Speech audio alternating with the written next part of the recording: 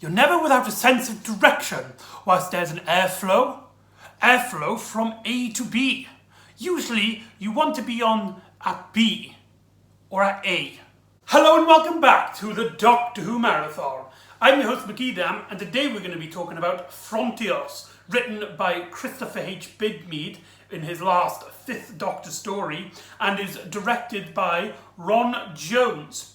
This is a 4-part adventure, and it's not a very well-known story. It's not a story that gets talked about a lot, and it seems to go under the radar for some people. However, for those who have seen it, for the small group that have seen Frontios, it seems to be a very popular story, as in it's loved by so many people who put it higher in their rankings of Doctor Who episodes, and it's got some great ideas and stuff, but I must admit, I think it's personally overrated. This is Christopher H. Bidmead's first script under Eric Saywood's tenure as script editor. For those of you who might know, Christopher H. Bidmead was the script editor before Eric Saywood, and he actually commissioned a monster script for Bidmead to get him a script in a series, which is very strange because his previous stories, which is, I believe it's Legopolis and Cast Revolver. I can't remember if he did another one after that. But anyway, all those stories had very little emphasis on monster, as they both featured the Master. So to have Christopher H. Bidmead do a monster story is a very strange choice, in my opinion. I thought it was a very odd choice to have him back to do specifically a monster story. This story, like with the previous story in this season, Warrior from the Deep, had many issues behind the scenes. Some of them, in terms, just had trouble with production, as the costume for the monsters were incredibly hot, and the people inside the costumes weren't really allowed to take breaks. On their breaks, they were just pumped cold air into their suits and had to wait until the shooting had begins again. But also very tragically, as one of the characters, a professor in this story, was originally cast by another actor, and he had a costume fit in for the role. However, tragically, when he got home that day, he was mysteriously murdered and tragically passed away, and was quickly recast to get the role in on time, to get the story on in time. So this story had a lot of production issues as well. So that is a shame, but luckily it is considered a highly popular story by many of the fans. So let's delve right in.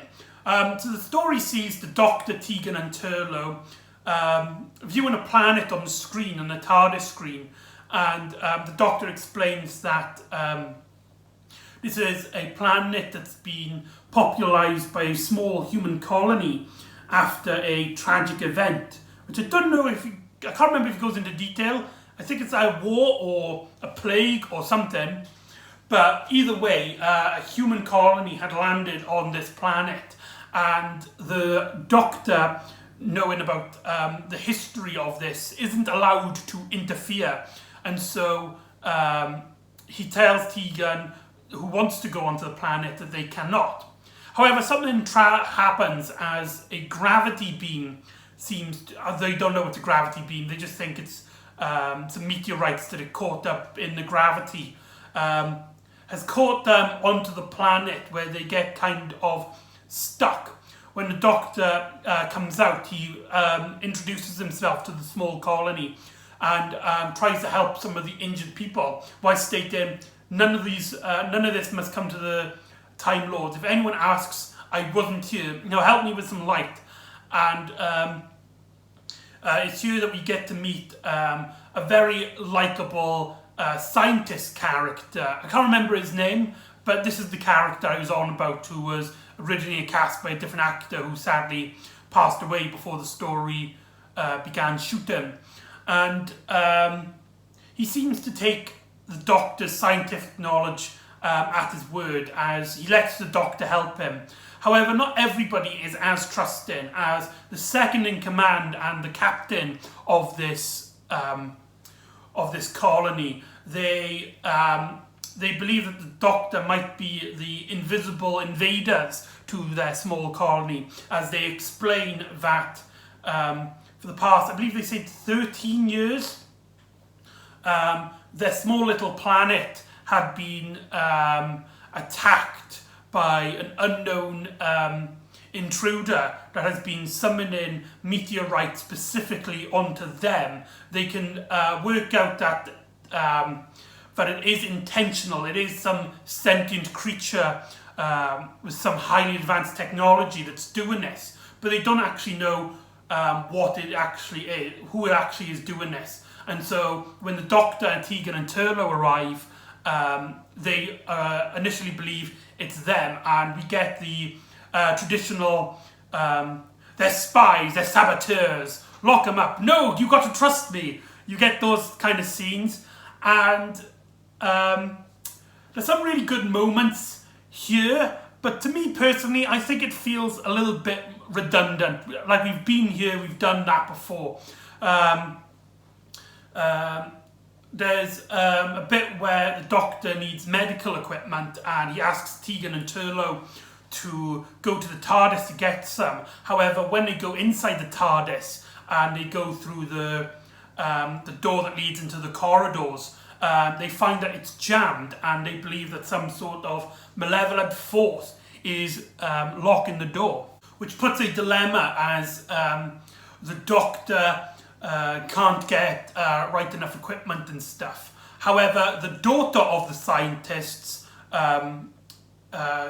explains that there was a locked up laboratory that might have a significant power source that will allow them to light up the room, so that the Doctor and the doctors can see their patients more clearly. And so Tegan, Turlough and the scientist's daughter go on a little sub-mission to go break into this this abandoned laboratory, get the equipment and come back. And it's kind of cool at the beginning with, as we see them trying to trick the bodyguards, and the second in command's not really that fooled by it, so he tries to chase after them. And when they find this power source, it's like a deadly chemical that's like acid. It burns even through metal, and so they've got to be extra careful to try and get it back to the Doctor in the ward. Whilst this is going on, the Doctor gets caught up in, like I said, the whole "you're a spy, no I'm not, yes you are" thing, and it's been done by before, but luckily it doesn't drag on too much, as this gets resolved quite early on, as the TARDIS, actually no, I tell a lie, it doesn't get resolved in the first episode, my apologies. The cliffhanger for part 1 is actually a really iconic one, where the Doctor tried to show his good faith to try and prove to everybody that he's telling the truth. Offers to take them to the TARDIS. However, because of the recent asteroid attack, when the Doctor lands in the area where the TARDIS once stood, he finds that it has disappeared. It is destroyed, leaving only the coat hanger, in its spot. And the Doctor states that the TARDIS is utterly destroyed, and that's the cliffhanger. A very great and iconic cliffhanger, and because it sets up on part 1 and doesn't really get resolved until the end of part 4, you do have the great tension of, wait a minute, are we ever going to see the TARDIS again? Are we going to resolve this?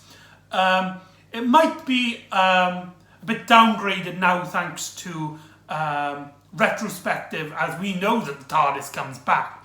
But I think for the time, it works phenomenally well. So part 2 has Turlough using the coat hanger to actually pretend it's a device that they're using to create the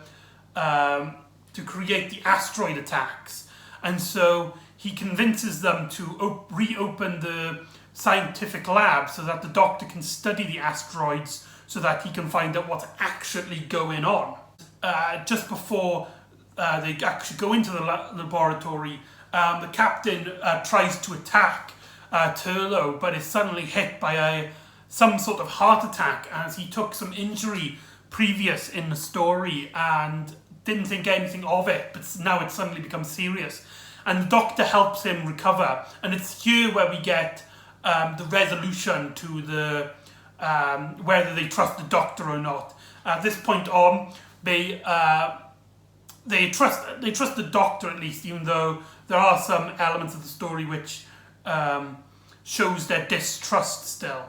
Whilst the Doctor's trying to work out what's going on and trying to fix and help this professor, the commander, Turlough and the daughter of the scientist discover a secret department in the laboratory and discover why it was locked up, as there is a small tunnel that's underneath the floorboards, and when they go underneath it, Turlough feels that something familiar, as something's moving around, and this whole situation feels familiar, and a word pops into his mind: the Tractators. And then at this point then, Turlough seems to be going mad. Later on, the Doctor and the scientists try to go back to get more equipment, only to find this tunnel, and when they go down to the tunnels, they find a distressed Turlough who's gone slightly mad and states that he has seen the Tractators. They've seen these creatures, and the Doctor tries to go and save the daughter character, whilst the scientist tries to talk to Turlough, and it's revealed that Turlough is suffering from some sort of ancestral memory, something that's unique to his species, as he's remembering stuff that his ancestors once experienced, in which the Tractators invaded his planet, his home planet, which is probably the first real good mention that we have of his home planet, although it's still not named and his species aren't named. But however, this is probably the more split in terms of me and the fan base. A lot of people seem to really like this element, and that Mark Strutson does a fantastic job here in terms of giving off this crazed performance. But I've got to be honest, personally, for me, it doesn't quite work. I don't know if it's Strutson's performance or the directing he was given, but he seems to me a bit over the top, and some of his dialogue kind of feels like he was told, just shout the words and it makes and stare and you just look crazy, and so that's what he does. And this becomes a giant plot point, as it's here where a lot of the information comes from, that the Tractators are the ones that are controlling the asteroids and the invaders. As Turlough explains, they are a parasite race that goes to planet to planet, invading them, and they can control gravity, which kind of makes them a bit OP for Doctor Who, because the Doctor doesn't have any sort of powers like that, and that they go to planets and try to control the gravity so that they can basically control it like a spaceship, like one giant spaceship, and that's what they're planning to do with this planet. And whilst this is going on, the cliffhanger has the Doctor getting captured by the Tractators as he's caught up in their gravity beam and is put alongside the daughter character. And that's one of the cliffhangers. I think that's kind of pretty weak. We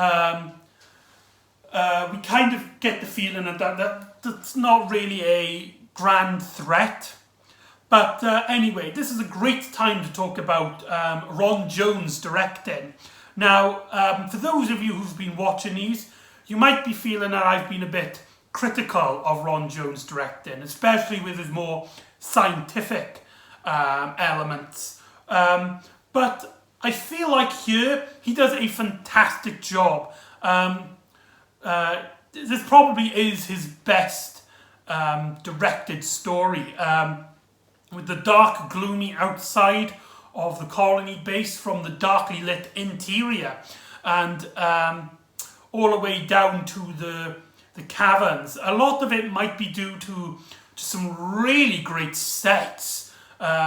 These sets look absolutely gorgeous, and maybe the outside one kind of looks a bit theatrical. It does kind of feel a bit small and cramped. It does help give the impression that this is a weak, low on equipment colony base, as they are basically very limited in their movements. And Ron Jones does a fantastic job at just getting the camera around in a story, and there's some pretty good close-ups of some of the actors and some of the Tractators. So yeah, Ron Jones has finally surpassed himself and is, in my opinion, his greatest work to Doctor Who. Like I said, I think the bit with Mark Strutton's Turlough was a bit over the top, and there are some bits where I feel like the acting was put a bit more campy than I think the story is asking for. But overall, it keeps a nice, good, gloomy feeling, and the different sceneries of the muddy outside from the darkly lit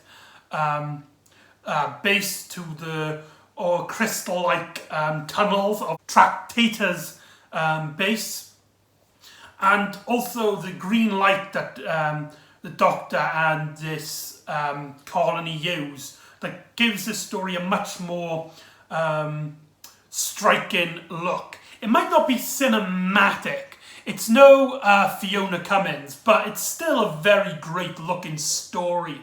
But anyway, back to the actual plot. So the Doctor basically gets rescued as Tegan goes down to this cave and goes after the Doctor, distracting the Tractators with a stone and freeing the Doctor, allowing the Doctor and Tegan to have some great Doctor companion moments. And the daughter gets returned to the Professor. However, the Doctor is then captured again, and Tegan goes after him, saving him again, and we get a great moment in which the Doctor has to decide, do we go outside or do we have to stay in and actually go and try and talk to the Tractators? And so they go back and try to negotiate. And there's a really funny moment in which, because the Doctor is a Time Lord and the Tractators, specifically the leader, Gravis, who seems to be the only one with intelligent life, as the others don't seem to speak, resembling more animals than people, but seem to be controlled by Gravis, who has a much more yellowy, goldish, bronzish colour to him, as the other ones are more greenish and brownish. And he seems to have some respect for the Time Lords. And there's a really funny moment in which the Doctor, trying to pretend that he's much more upper class than he actually is, him and Gravis are actually talking about Tegan, who's still trapped in the gravity beam. And the Doctor's like, I got it for cheap, you know. I had her at a discount because of her faults. Something to do with her leg and that accent. That Australian accent. And you can just see Tegan's face, and she's just like, I'm gonna get him. When this is all over, I'm gonna get him. That's easily my favourite scene in this entire story. Something I forgot to mention is that the captain of the ship, of the colony, he inherited the role from his father, who went missing a few years ago, and he has his picture on the wall and stuff, and he went missing after he discovered something, and that's why they blocked up the laboratory, because this colony doesn't like conspiracies, basically. And it's here that's later revealed that he's actually still alive, used as a sort of energy source for this drilling machine. Now, personally, I think this was a really, really dumb decision. When it was revealed, it's actually one of the cliffhangers where we see this guy's face that's kind of now brain dead, on this giant machine, which is like a big giant cylinder with lots of drill bits coming out, and the Tractators use this to basically drill massive tunnels so they can work their gravity to control the entire planet scheme. And I think just the look of it, just the basic idea of it is just really ridiculous. I mean, we're talking about creatures that have control over gravity, but however, they need, not only can't they make a machine that can just work on its own with a drill, but they decide to put a human mind to fuel it. And that's the reason why the Tractators are keeping them alive, is so that when the occupants of this dies, they can just pick another one from the colony and replace him. And the Doctor tries to figure out the way, and it's revealed that the Tractators have actually captured the son, the now captain, and he is set up to be the next person in control. However, the Doctor finally gives in and reveals that he's, trying to save everybody and tries to save him. However, the second in command, who's also there to go and rescue the command, actually gets caught up in the wiring of this machine and is now used as the vessel. And so the Doctor, Tegan and Turlo, not knowing what to do, just wandering around the tunnels, where Tegan actually finds bits of the TARDIS interior just scattered around through the Tractators tunnels. And when the Tegan tries to call out for the Doctor, she gets no reply. And when she walks into the door, she discovers that the Doctor, Turlo, and the Captain have already inside the TARDIS console room. And it's also here that we get another bit which I think is rather a weak element to the story, which I don't think a lot of people talk about. It's revealed to the Doctor off screen by Turlo that the Tractators are just almost mindless animal-like creatures, and that Gravis is the leader character, and he seems to be the one that can control gravity, and without him, the Tractators are powerless. And so the Doctor tries to separate Gravis from the rest of his people by actually allowing him into the TARDIS console room and tricks him into controlling some of the buttons as Gravis wants to have mastery over time travel like the Doctor. So he tries to press a few TARDIS buttons, tricking him into not only disconnecting him with the rest of the Tractators, but also knocking him out and pressing a few buttons that will re-emerge the TARDIS back to its original police box form. And so the story ends with the Doctor and Tegan taking Gravis on an uninhabited planet where he can do no harm to anybody, and coming up later to pick up Turlough and saying goodbye to everybody. And the Doctor leaves his coat hanger with this colony and says that if anybody talks about this, don't mention that the Doctor was here. According to the history books, he wasn't there, so don't thank him. Just don't even say anything. Just forget he was ever there. And the Doctor and Teal'c and Turgan then follow him into the TARDIS, where Doctor starts talking about, like, hooray, we saved the day and stuff. But the story actually ends on a cliffhanger as they get caught up in some kind of time tunnel that's pushing them to a specific point in Earth's history, which leads into the next story. So that's Frontios.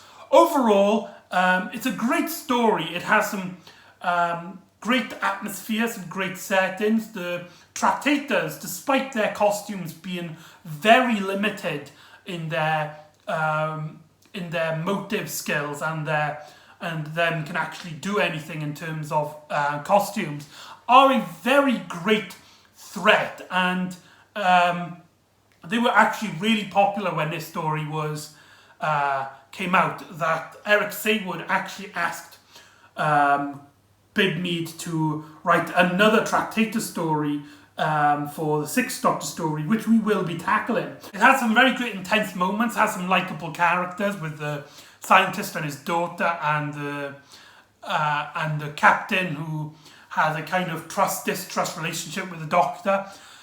But I don't think it's as good as people make it out to be. It has some really redundant scenes, which we've seen 100 times and done a lot better in other stories. There's some bits which feel a bit campy and a bit silly for a much more grounded story like this. That personally kind of takes me out of the story. Mainly what I'm talking about is the Turlough ancestral memories and the tunnelling machine that the Tractators use. But there's still a lot to like here, and to say that it's bad by any stretch of the word is a disservice to the story. So if you're interested, go watch it. Like I said, it's a very popular one. It just didn't do anything for me personally. So join me next time, where the Fifth Doctor will finally encounter his most deadliest foes, the Daleks, and we have the first in the trilogy of Dalek stories. So join me next time for Resurrection of the Daleks, and I'll see you next time on the Doctor Who Marathon. Ta-da!